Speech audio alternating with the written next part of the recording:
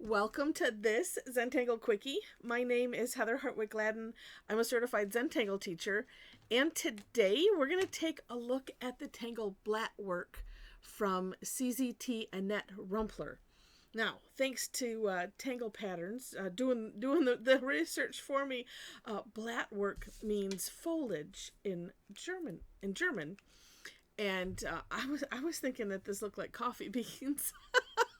So you'll find those the links to the step outs. I am going to put a link to Tangle Patterns, of course, because that's where I found this, and then also directly to Annett's blog, because I like to do both. But anyway, yeah. So I thought that was funny. Okay, so this is now it's kind of shown as it's like a border tangle, but I could see where you could just line up rows of these and make it a fill-in, up to you. But we'll start off with just 2 lines. So this will be like, for instance, we'll do it like a border, because you can imagine, if you filled it in. All right, then this is just, I don't know, it's just fascinating. So and honestly, I don't think it matters which corner you start. I'm going to start here in the lower left, and we're just going to do, starting off with one diagonal line. Does not have to be straight, however you want to do it.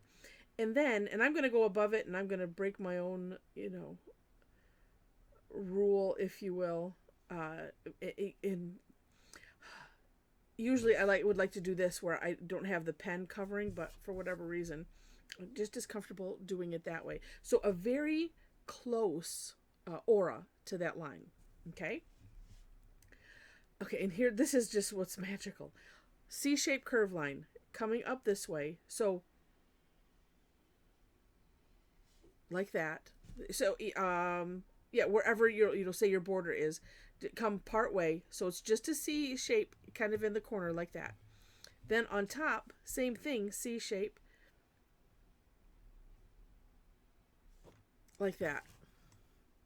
So what it looks like is, it looks like a big oval baby, halibowed underneath these two, the border here. And then we're going to go from the other side and in a little bit, not necessarily right from the edge, but just in a bit.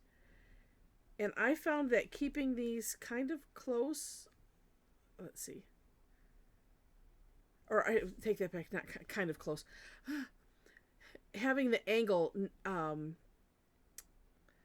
be not necessarily steep, I guess that's the word I'm looking for. Close to this one, that's where my brain was going. And then similar C-shaped curve line here, small one, so you're leaving a gap, and up to you, because you could push it back further if you want. Just depends on how big you want that. And then same thing here, like so. And then you just keep alternating all the way up. It seemed like when I did this, and like this one is maybe verging on too steep. I'm trying to remember something. It was something over here just didn't look right to me. So I thought, well, let's just go. And that's okay. Oops, but let's make this line meet. There we go. That makes it convincing. Yeah, I keep wanting to put them at like this angle versus bringing it down just a little bit. But like I said, it's all okay. And that curve line. This one.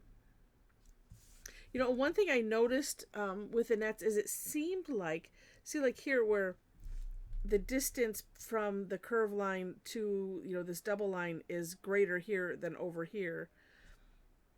I don't know if that makes a difference or not. It kind of does a little bit, but it's one thing. I just wanted to point that out just as a item of interest. All right, and let's do this one's going to go off the page, which, and I'm going off the screen. And there we have it. Now, the next thing, of course, is we're going to fill in those gaps, because that is going to make it pop. Now, I'm going to fill it in solid. I'm going to dare say that you could probably, if you wanted to fill it in with something else, maybe some very fine lines, or some little orbs, or like a little tip. I don't know. Although, okay, I just want to see, because you can always fill it in afterwards. I did want to see what this looked like, because I had this thought after something.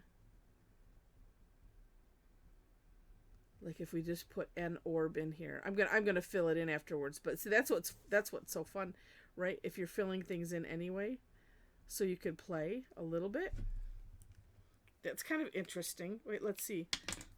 If we add, just have to be careful not to go outside of the lines.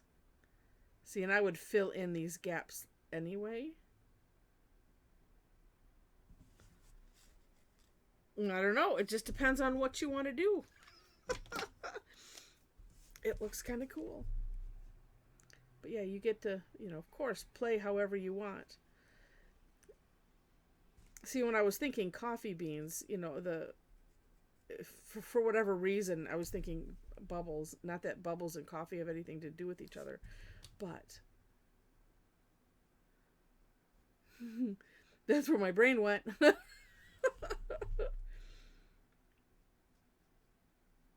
But it's what a neat, so simple, nicely repetitive, and amazing results. Although this curve is bugging me.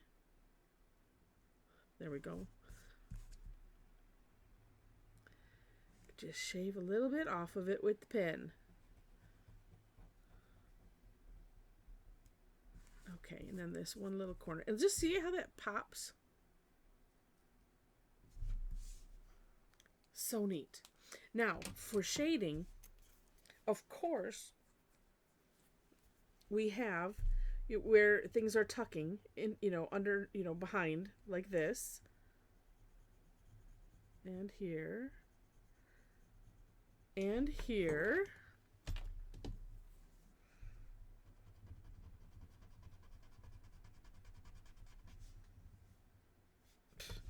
Totally missed that one. How? I don't know. All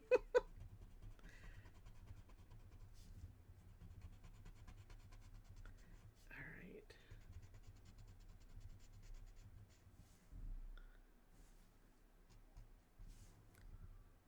And just that alone gives it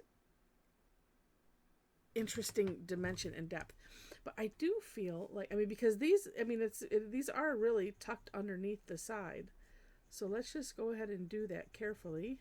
Do one side.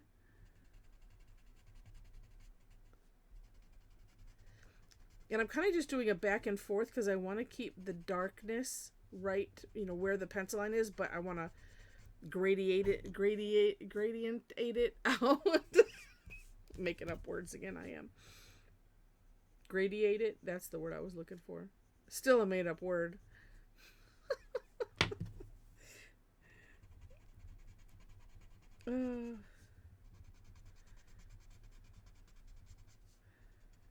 But it's my made up word. Look at that. This one is bothering me right here. Just take that right off, because it was just like that bump was right here. This one too still.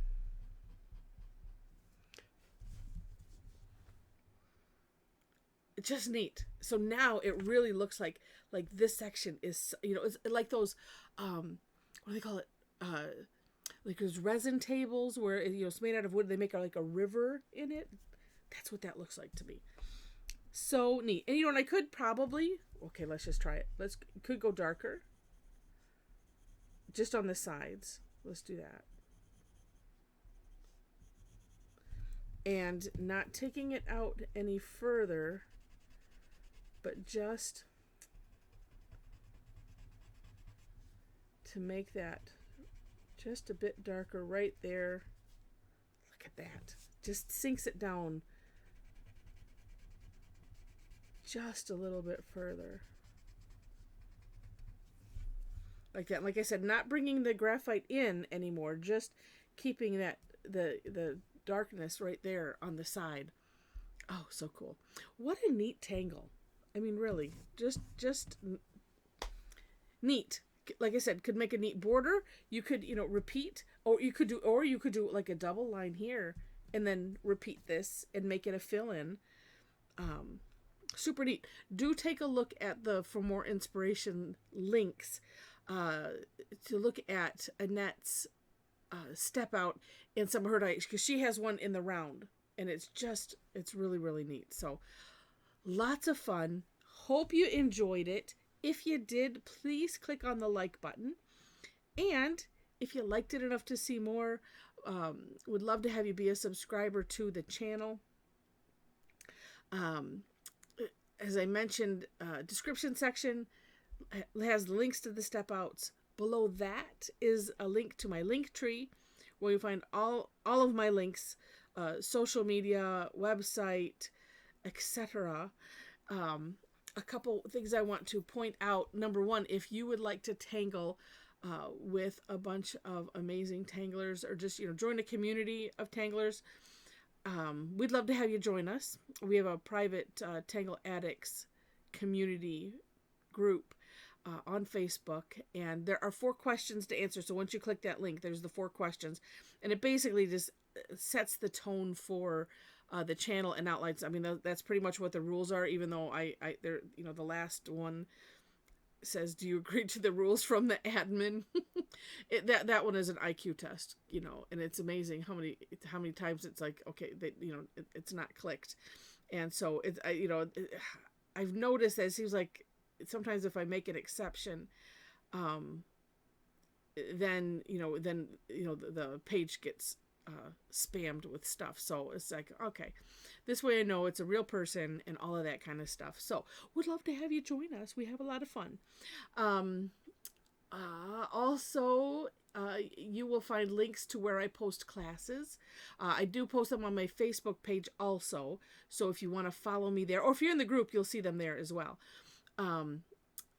Let's see. And I just want to mention that a lot of them are free.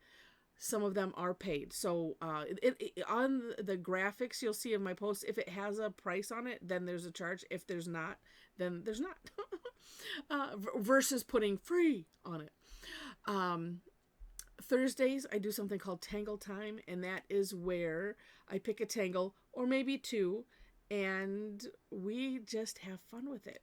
And that the only direction is to have fun, and this is the tangle that we're doing.